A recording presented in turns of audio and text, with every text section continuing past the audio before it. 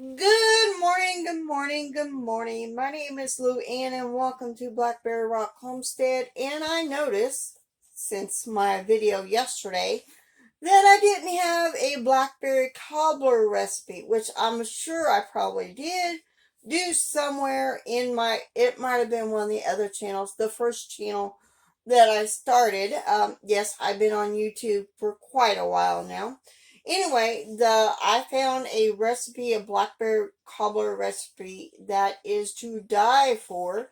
And you don't have to roll out anything. It's just a simple cobbler, and it is out of the Pioneer Woman Cooks recipes from the Accidental Country Girl.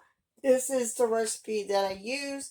My youngest daughter just loves blackberry cobbler, so let's turn the camera on. Let me show you how I'm going to make the blackberry cobbler from the Pioneer Woman.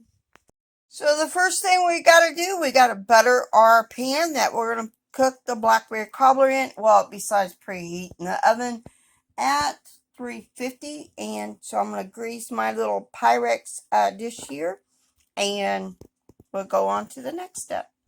So we need to melt 1 stick of butter, and of course I'm going to use the microwave, and then let's go to the next step.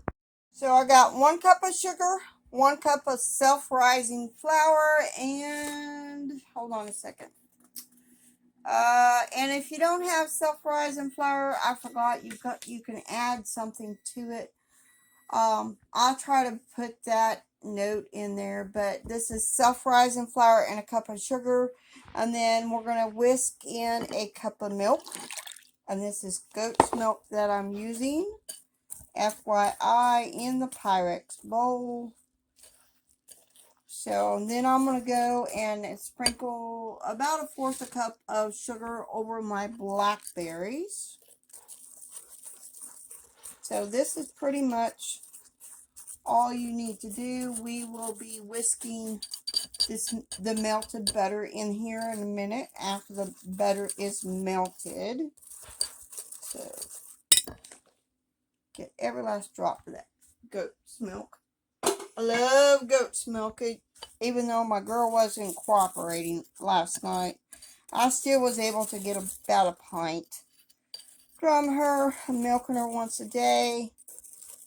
So now we got this all whisked together. Let's see if our butter is melted before we whisk that in.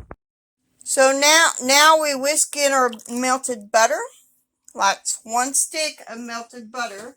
Gotta whisk that in and then pour this in our pan. Our prepared dish for our blackberry cobbler.